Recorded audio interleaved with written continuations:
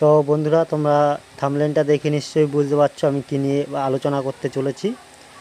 তো হ্যাঁ, এবার হচ্ছে রেশন কার্ডে কিন্তু রেশনের বদলে টাকা দেওয়া হবে।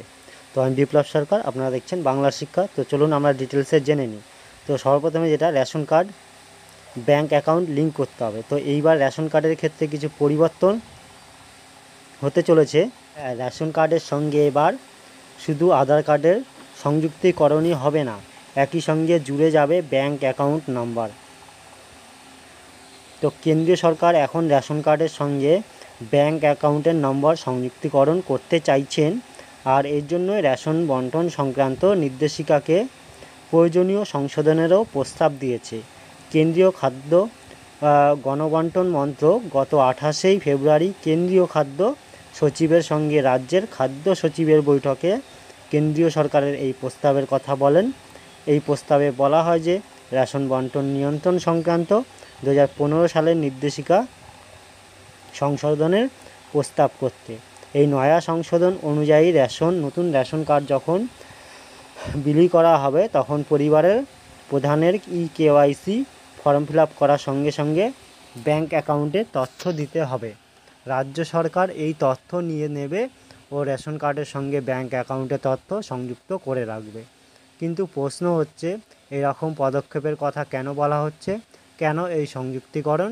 অনেকেই এই পদক্ষেপ নেওয়ার পেছনে কারণ হিসেবে ভেবে নিয়েছেন যে হয়তো ভবিষ্যতে রেশনে চাল গম দেওয়ার বদলে তার মূল্য ধরে দেওয়া হবে। উল্লেখ্য, কেন্দ্রীয় খাদ্য মন্ত্রক জাতীয় খাদ্য সুরক্ষা আইন এখন প্রায় 81.35 কোটি মানুষকে প্রতি মাসে মাথাপিছু 5 কেজি চাল বা গম দেয়।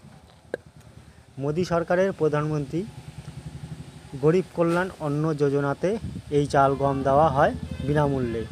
তবে করোনার সময় এই প্রকল্প চালু হওয়ায় তখন এই প্রকল্প যে অতিরিক্ত 5 কেজি খাদ্যশস্য দেওয়া হয় তা 2022 ডিসেম্বরে বন্ধ হয়ে গেছে। তো এখন খাদ্য ভর্তুকি অর্থে 5 কেজি চাল গম দেওয়া হয় 2025 সালে অর্থবর্ষে। তো খাদ্য ভর্তুকিতে অর্থমন্ত্রী নির্মলা সীতারামন 2.3 লক্ষ কোটি টাকা বরাদ্দ করেছেন ও 2024-25 অর্থবর্ষে 2.5 লক্ষ কোটি টাকা ব্যয় হয়। তো সংশোধিত হিসাবে অনুযায়ী এই অর্থবর্ষে 1.97 লক্ষ কোটি টাকা খরচ হবে, আর তার আগের অর্থবর্ষে খাদ্য ভর্তুকিতে ব্যয় হয়েছিল 2.12 লক্ষ কোটি টাকা। তো এইবার রেশন কার্ডের সঙ্গে ব্যাঙ্ক অ্যাকাউন্ট জুড়ে দিয়ে নগদ ভর্তুকি দিয়ে কি খাদ্য ভর্তুকি কমানোর রাস্তা খোলা রাখা হয়েছে তা বোঝা যাচ্ছে না। কেন্দ্রীয় খাদ্য ও গণবন্টন মন্ত্রক যদিও বলেছেন এখনই এমন পরিকল্পনা নেই, তবে কেন্দ্রীয় সরকারের রেশন ডিলারদের কিন্তু চিন্তা বেড়েছে। তারা মনে করছেন এই নগদ ভর্তুকির ফলে কৃষকরা বিপদে পড়বেন।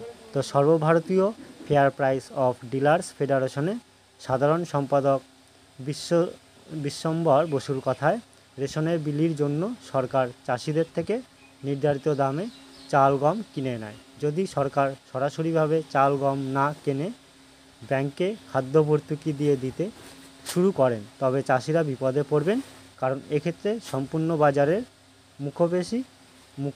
মুখাপেক্ষী হয়ে বসে থাকতে হবে কৃষকদের।